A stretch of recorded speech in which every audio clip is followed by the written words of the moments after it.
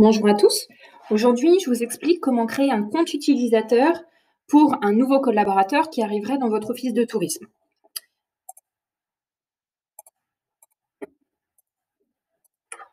Donc, pour pouvoir créer un compte utilisateur, il faut que vous ayez forcément un compte SIM de type administrateur, c'est-à-dire c'est possible que si vous êtes référent SIM OT.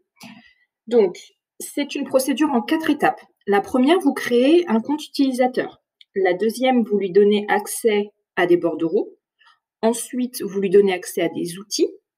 Puis, vous lui donnez accès au module accueil si c'est nécessaire.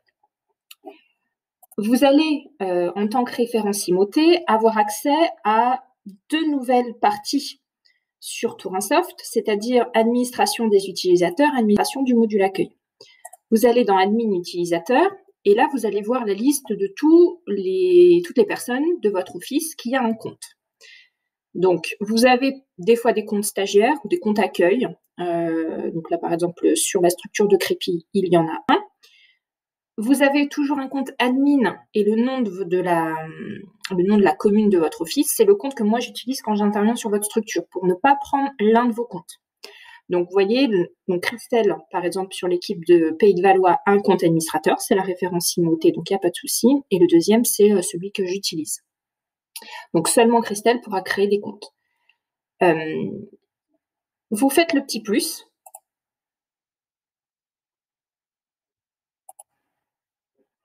La première étape, le premier onglet, ça va être de mettre le nom de la personne qui arrive.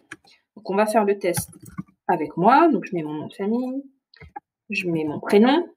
Ça va être le login va se créer automatiquement avec la première lettre du prénom, puis le nom de famille. Moi, il y a déjà un compte Marie-Breu sur la structure Oise Tourisme, donc du coup, il m'ajoute un petit numéro à la fin, parce qu'on ne peut pas avoir de Mbreu dans Tourinsoft. Donc, ça sera le Mbreu 0, celui-ci.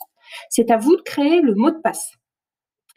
Il faut forcément des minuscules, des majuscules, des caractères spéciaux et des caractères numériques. Donc, je vais l'appeler truc 60 000, par exemple, pour l'essai. Structure, là, forcément, de toute façon, vous ne pourrez créer qu'un compte sur la structure de votre office de tourisme. Vous indiquez le type. Donc là, c'est important. Ce ne sera que des comptes utilisateurs qu'il faudra que vous créiez. Traducteur, c'est une fonction de traduction des offres que l'on n'utilise pas dans Tourinsoft. Donc, utilisateur, il faut forcément mettre un mail. Donc, si la personne a un mail nominatif, c'est le mieux. Sinon, vous mettez l'adresse générique de votre office. Un téléphone. Responsable SIM, on va marquer, c'est pas grave, une fonction. Là, les langues étrangères va permettre à la personne de pouvoir voir les offres en langue étrangère et de pouvoir avoir accès au module de traduction. Si par exemple votre site est traduit en anglais et en italien, autant que vous mettiez les 2 langues, comme ça la personne pourra aussi traduire les offres. Vous pourrez revenir sur ce compte utilisateur. Vous pouvez très bien ne pas mettre de langue au départ. Et dans un an, si la personne elle en a besoin parce qu'elle travaille sur votre site internet, vous pourrez venir cocher des langues à cet endroit-là ou les retirer si la personne n'en a plus besoin. Ça, c'est la première partie. Donc là, on a mis les coordonnées de la personne. Le deuxième onglet, profil, c'est là où par bordereau, vous allez indiquer quel droit vous donnez à la personne. Sur un bordereau, il y a des profils juste pour pouvoir visualiser les offres, les ajouter, les modifier, les supprimer, valider les offres quand une offre a été modifiée sur l'extranet VIT ou sur un questionnaire web, ou pour traduire les offres. Par défaut, les personnes ont toujours un accès en visualisation qui lui permettent de pouvoir voir les offres de son territoire, mais même de la grande région. Mais on a tendance à mettre à donner accès en ajout et modification sur les offres, ce qui permet à une personne qui voit un téléphone erroné, une faute d'orthographe dans un descriptif ou autre, de pouvoir aller le changer.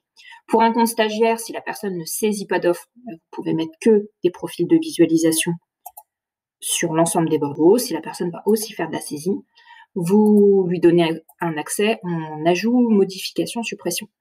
Par défaut, il va vous demander lequel vous lui donnez. Est-ce que par défaut, la personne, il faut lui donner que sur de la visualisation, il faudra qu'elle change son profil pour pouvoir l'ajouter ou supprimer. On a tendance à faire ça. On met par défaut que la personne, elle pourra modifier les offres.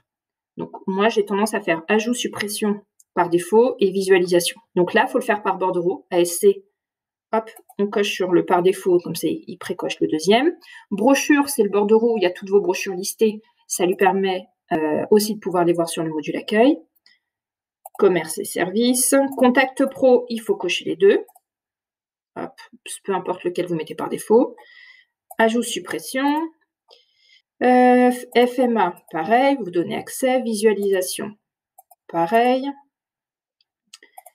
Hôtellerie, hôtellerie plein air. Organisme et entreprise. Patrimoine. Patrimoine naturel, patrimoine culturel. Le bordereau prospect, vous lui donnez accès. Randonnée, souvent vous ne saisissez pas, donc vous pouvez très bien laisser en visualisation. Si vous vous mettez à créer quelques randonnées, j'ai fait un tuto là-dessus. Hop, restaurant, salle de congrès et véloroute, ce sera que de la visualisation. Ça, c'est la première partie. Là, vous avez créé à la personne, Marie Bru ici, un compte utilisateur, un accès. Ensuite, vous allez devoir retourner dessus pour lui donner... En fait, c'est comme une coquille vide, ce que vous venez de créer. C'est un... Hop, donc soit je clique sur le nom, soit sur le picto modifié. Donc là, j'ai un compte. Le troisième onglet, c'est groupe d'outils. Là, vous allez devoir lui dire, par exemple, là, j'ai accès à des outils. Vous allez devoir dire, cette personne-là, à quoi je lui donne accès. Donc, elle va avoir accès, par exemple, au module accueil. Elle aura la possibilité de sortir des extractions courrier, par exemple un PDF, de faire des exports Excel ou courrier. Hop. Accès à la médiathèque, de pouvoir faire des statistiques accueil. Est-ce que cette personne... Alors, pour les choses que je n'ai pas créées, je n'ai pas coché. Administration du module accueil, c'est uniquement pour les références IMOT parce qu'en fait, vous allez le voir à l'étape d'après, pour que vous puissiez donner à un nouvel utilisateur de votre structure l'accès au module accueil, je suis obligée de vous donner accès à cette partie-là. Mais ça ne peut être que pour vous, parce que là-dedans, on peut modifier énormément de choses sur votre module accueil et ça fera l'objet d'un autre tuto où il faut que je vous explique un petit peu ce qu'on peut faire et ce qu'il ne faut pas faire. Les questionnaires web, c'est pareil. On fera un autre tuto là-dessus. Tous les collaborateurs d'une structure n'ont pas besoin d'avoir accès à ça. Surtout qu'il y a des liens avec votre site internet, une modification peut impacter votre site. Donc c'est pareil, c'est pas un référencier IMOT peut avoir accès à cet outil-là, mais pas tous les collaborateurs d'un outil. Accès aux photos de la médiathèque, mailing électronique. Un stagiaire n'a pas forcément besoin d'avoir accès au module de mailing électronique, surtout s'il n'a pas été formé, mais votre collègue peut en avoir besoin. Les statistiques accueil et observatoire, il n'y a rien de confidentiel, c'est aussi un outil que la personne peut avoir. L'administration, c'est si vous voulez changer par exemple un modèle de courrier ou un modèle d'email, si cette personne va avoir besoin dans admin modèle de modifier des documents, c'est également ici. Et administration, création de compte utilisateur, là, c'est uniquement vous, en tant que référence IMOT, qui avez accès à cette partie-là. Là, du coup, ça montre tous les accès qu'a cette personne. Donc là, elle peut modifier des modèles d'emailing. On n'a pas mis les courriers. Hop, et elle a la possibilité de faire des mailings, des exports et de voir des statistiques. API, on ne s'en sert pas. Enregistrer et quitter. Donc là, la personne, elle a un compte. Elle a un compte avec un accès. Pour lui donner accès au module accueil, la quatrième et dernière étape, c'est d'aller dans Administration accueil. Parce que même si vous avez coché Administration accueil et statistiques, il y a encore un autre endroit où il faut cocher quelque chose. Donc là, je suis allée dans Administration accueil. La première, c'est tout l'affichage pour la structure et le deuxième, c'est l'affichage pour un utilisateur. Donc ici, dans Office du tourisme du Valois, il y a tous les champs que vous renseignez dans le module accueil. Donc pour l'instant, vous ne touchez pas à cette partie-là. Par contre, tout en bas, sélectionnez les utilisateurs. Vous avez la liste de toutes les personnes qui ont accès au module accueil. Donc là, il y a le nouveau compte. Je le coche, je fais OK et j'aurai bien accès et à Tourinsoft, la partie base de données, et à la partie module accueil. Donc là, hop, je suis bien visible, Bru-Marie, enregistré. Et là, j'ai un compte qui est fonctionnel. Si je reprends ma liste des utilisateurs, c'est ici. Quand une personne quitte votre structure, vous pouvez du coup désactiver son compte. Vous ne le supprimez pas parce que sinon on perd l'historique et on ne sait plus ce que cette personne a fait dans la base. C'est-à-dire que si elle a créé des offres, les offres se retrouvent sans structure. Donc là, Bremarie, là j'ai créé le compte. Hop, si je veux, donc je ne supprime pas, je désactive, je clique sur le picto qui est ici. Hop, et du coup, mon compte n'est plus dans la liste des comptes opérationnels et je ne peux plus me connecter dessus. Là, avec ce picto-là, vous pouvez retrouver la liste des comptes utilisateurs qui ont été désactivés.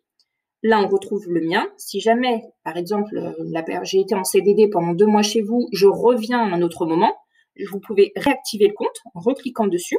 OK. Et du coup, donc là, je suis encore dans la liste des personnes désactivées.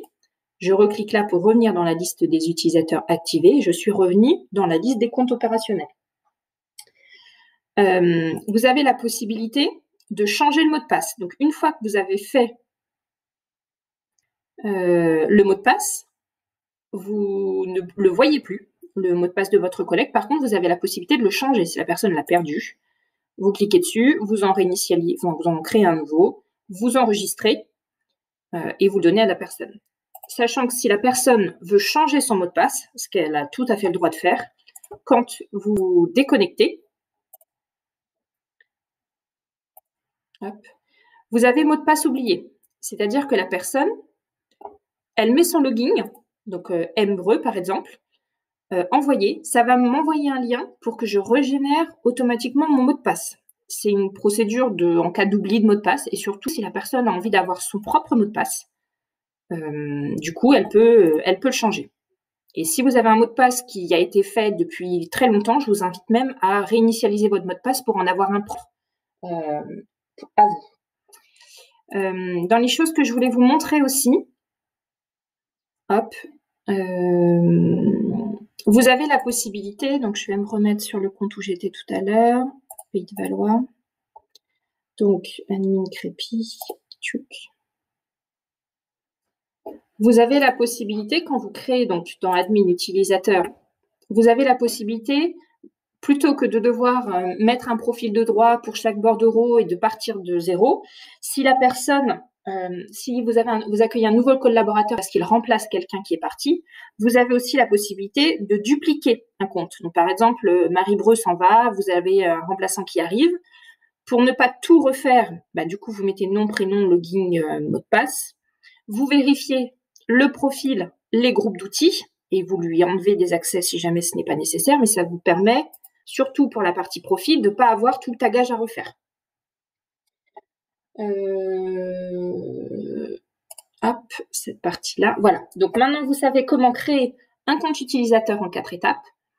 Je vous demande donc de faire attention à bien désactiver des comptes et pas en supprimer, à bien laisser le compte qui s'appelle admin plus le nom de votre structure, car c'est celui que moi j'utilise.